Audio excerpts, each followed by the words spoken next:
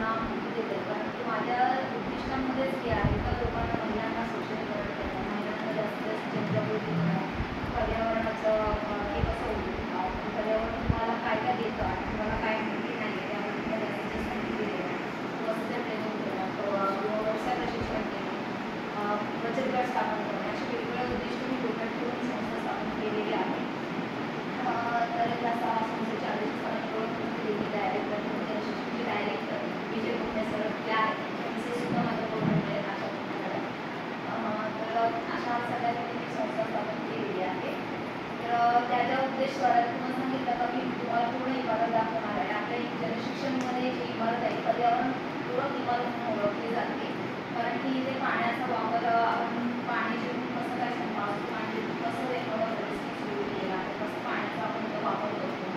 आपल्या इथं आपण पाईपलाईन पाण्याची नाही त्याचं पाण्याचं कसं यूज करतो ती एक आहे. त्याचं कंपोस्ट करत आहे आणि वरती आपण जे पंपायला लावलेले आहेत झिरो किलोची आपण इमारत चालू म्हणजे आपण कोणत्याही पद्धतीचं लाईट बिल ते येत नाही.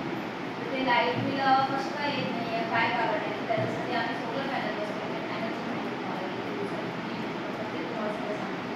सोलरवर चालणारे वेगवेगळे प्रोडक्ट आहेत. सोलर ड्रायर आहे, सोलर चूल आहे, त्यानंतर आपण ते वॉटर हिटर आहे, असे 4-5 प्रोजेक्ट आपण वरती लावलेले आहेत. त्याच्यामुळे जनशक्तीला काय फायदा होतो हे तुम्हाला थोडक्यात सांगणार आहे.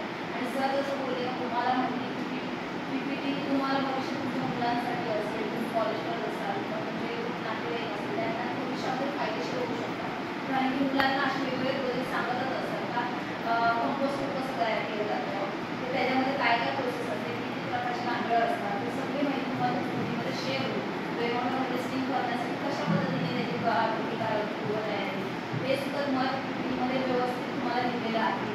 वरचे जे सोलरचे प्रोडक्ट आहे ते सोलरचे पण सगळ्या PPT तुम्हाला शेअर केल्या जातील. मी तुम्हाला वरपासून खालपर्यंत इमारत दाखवतो. ज्याला शिक्षण हे ह्या क्लासच्या व्यतिरिक्त कोणते कोणते क्लासेस येतील, त्या गावामध्ये पोहोचलेली आहे जनशिक्षण आणि कोणकोणते वेगवेगळे कोर्सेस महिलांच्या इच्छेनुसार जनशिक्षण घेते ते तुम्हाला सगळं दाखवून राहिलं. आणि जनशिक्षण आपण जिथे क्लास करून गेलो तर त्या क्लासची माहिती तुम्हाला असावी का गव्हर्नमेंटचं ऑफिस आहे का कशा पद्धतीने कुठून आपण क्लास करून ऑर्डिनेट असतो का ते तुम्हाला लोकांना सांगता येईल. त्या उद्देशाने सरांनी सांगितल्याप्रमाणे मी एक बॅच लावली कारण की त्यातला पुढा वेळ मला मिळावा आणि तुम्हाला जास्तीत जास्त माहिती तुमच्यापर्यंत माझ्याकडून मिळाली. म्हणून मी हा आज एक दिवस घेऊन सरांकडून घेऊन तुम्हाला माहिती देणार. तर सर सुद्धा